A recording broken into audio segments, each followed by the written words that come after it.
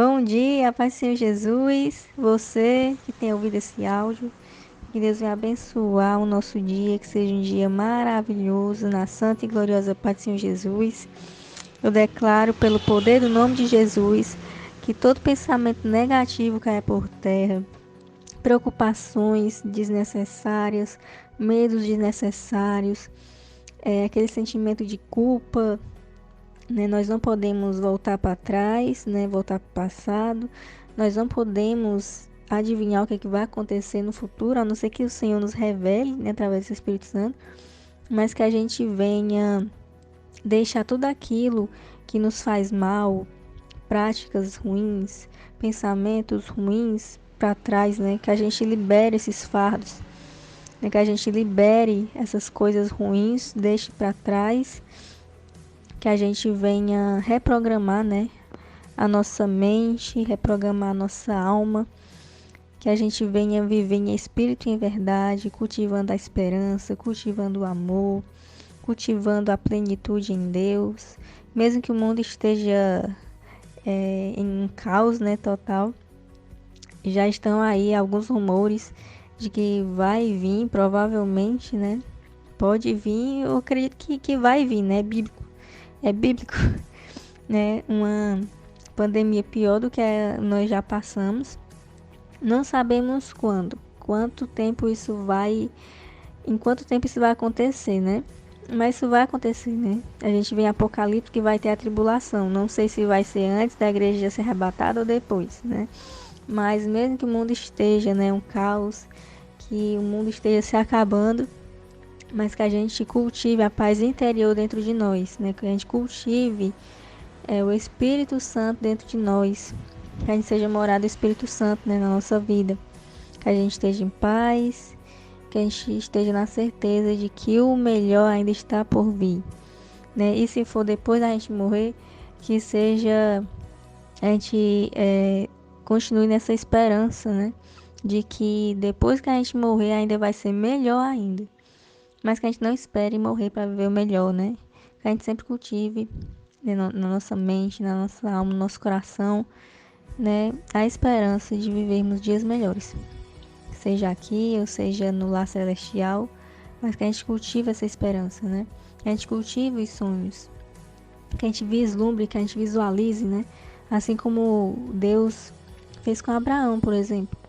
Ele chamou Abraão para fora da sua tenda, mostrou as estrelas e disse, né, que a geração dele ia ser como as estrelas do céu, né?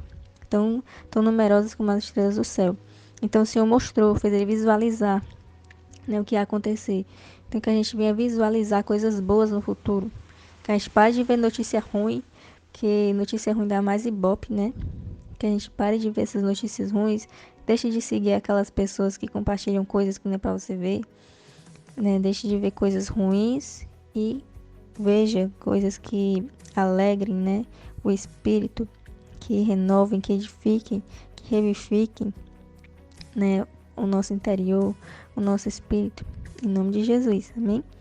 Então hoje a gente vai iniciar a leitura de um livro novo, seguindo aqui a ordem, né, dos evangelhos. A gente já leu o livro de Atos e o próximo livro é o livro de Romanos. E aí a gente sempre lê, né, um capítulo por dia, de segunda a sexta, né, o projeto.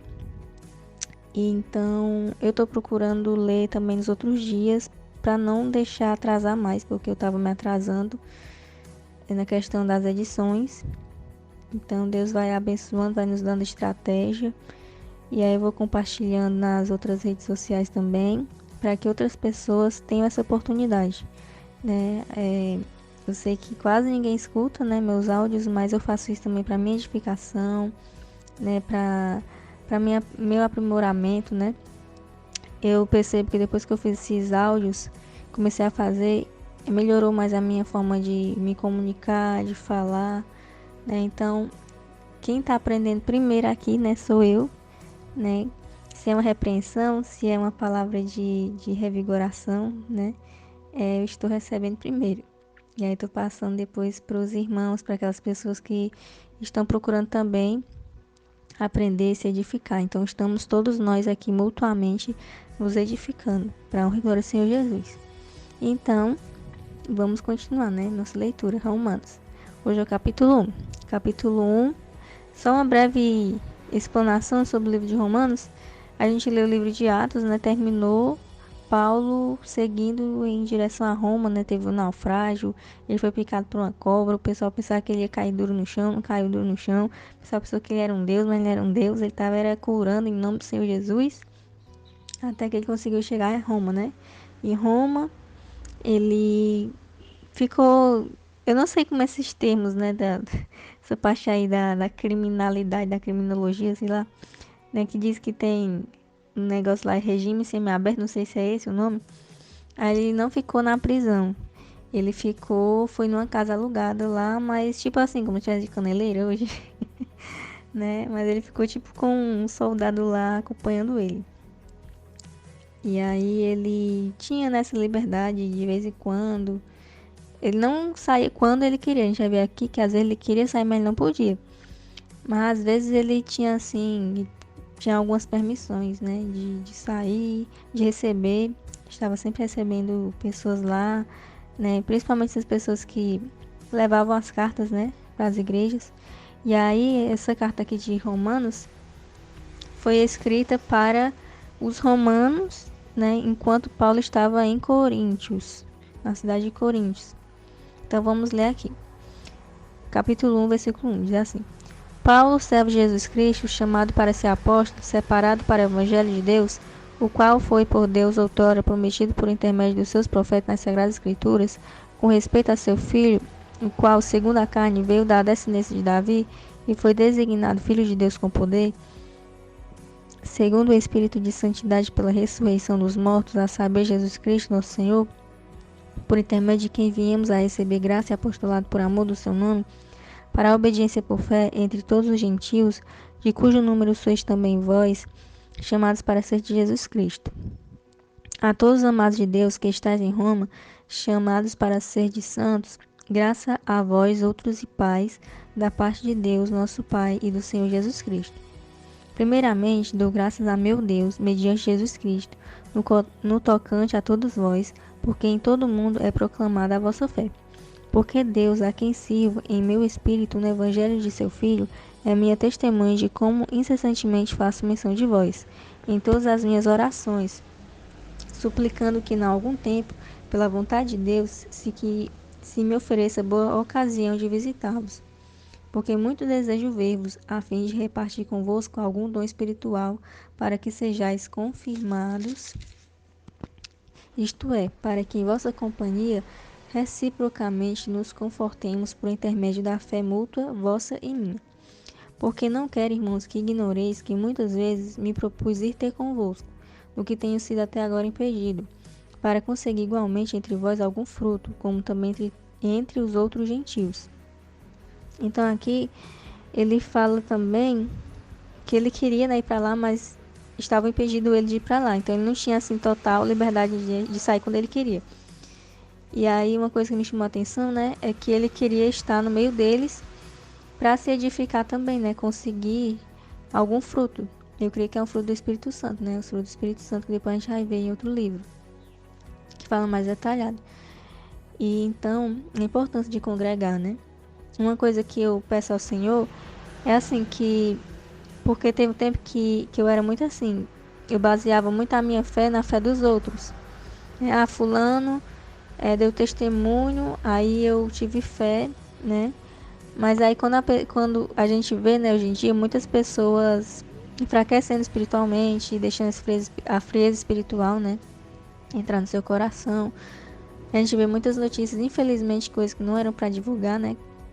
Era para a igreja orar, e o pessoal fica difamando a estratégia do inimigo de enfraquecer, né, a igreja, de desanimar.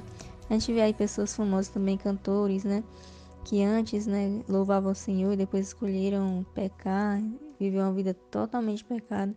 E isso vai me entristecendo, eu creio que outras pessoas também. E aí eu ficava muito triste. Eu fico, né, triste quando eu vejo essas notícias. E eu notava que eu ficava assim, desanimada, né? Mas a gente não deve depender da fé dos outros para ter fé. né? Uma coisa que eu tenho pedido ao Senhor: Senhor, mesmo que não haja ninguém acreditando mais em Ti no mundo, eu quero seguir tendo fé, né? Não depender dos outros para ter fé. Mas, em contrapartida, né, o Senhor me falou muito assim comigo, né? Que é importante, né?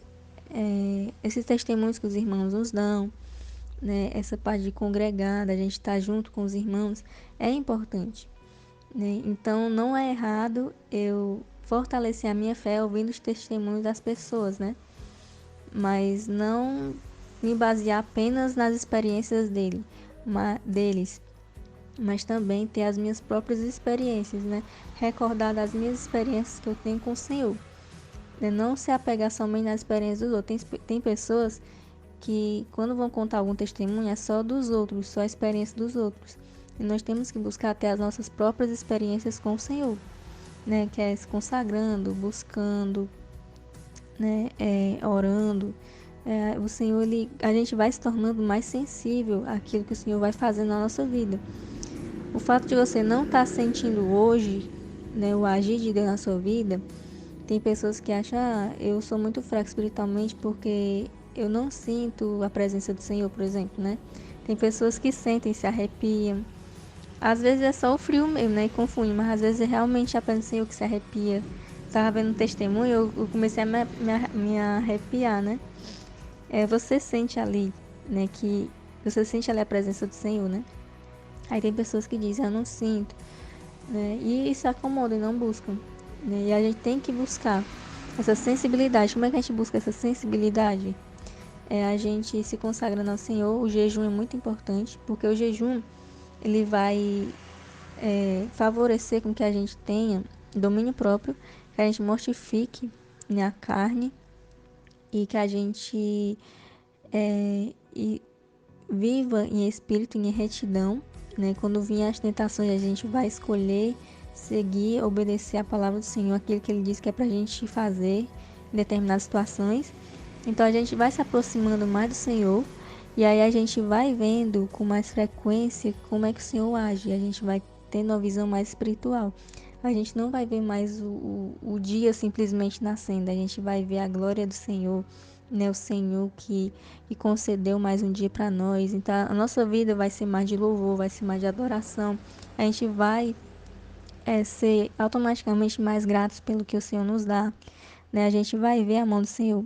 Pequenas coisas que acontecem no dia a dia, que a gente via como normal, a gente vai ver que é a mão do Senhor na nossa vida, né? Então, que a gente venha cultivar, né, as nossas experiências próprias com o Senhor, mas não desmerecendo, né, ouvir, escutar as experiências dos irmãos, porque as experiências dos irmãos também vão nos fortalecer, né, e vai fazer com que a gente, como a gente viu aqui, que a gente também consiga, né, ter os frutos do Espírito Santo, que a gente vai ver, que é paz, amor, mansidão, benignidade. E isso aí a gente consegue, né, congregando, tendo contato com outras pessoas, né, que são aquelas pessoas, principalmente aquelas pessoas que vão testar nossa paciência, testar esses frutos, né, do Espírito Santo. Aí a gente vai, por conta dessas coisas, né, que acontecerem, esses desafios, essas tribulações, essas perseguições, né, desenvolver cada vez mais o domínio próprio, né? Por exemplo, uma pessoa que tem facilidade de gritar com a outra, né? Se zanga logo rápido, né? Então, o Senhor, através dessas pessoas, né? Ele vai fazer com que a gente desenvolva mais domínio próprio, né? Ao invés de gritar ou de responder, a gente vai conseguir, através do domínio próprio do Espírito Santo, a ficar em silêncio, a não reagir às afrontas. E isso tudo faz com que a gente fique mais espiritual, né? Que a gente se sinta mais próximas do Senhor. Então, continuando aqui. Pois sou devedor tanto a gregos como a bárbaros, tanto a sábios como a ignorantes. Por isso, quanto está em mim, estou pronto a anunciar o evangelho também a vós outros em Roma. Pois não me envergonho do evangelho, porque é o poder de Deus para a salvação de todo aquele que crê, primeiro do judeu e também do grego. Visto que a justiça de Deus se revela no evangelho de fé em fé, como está escrito: o justo viverá por fé. Então, Nós não temos que ter vergonha do evangelho. Às vezes a gente pensa que ter vergonha do evangelho é uma coisa assim, por exemplo, a pessoa perguntar, você crê em Jesus e você negar Jesus, isso é ter vergonha do evangelho, não é? São coisas simples do nosso dia a dia.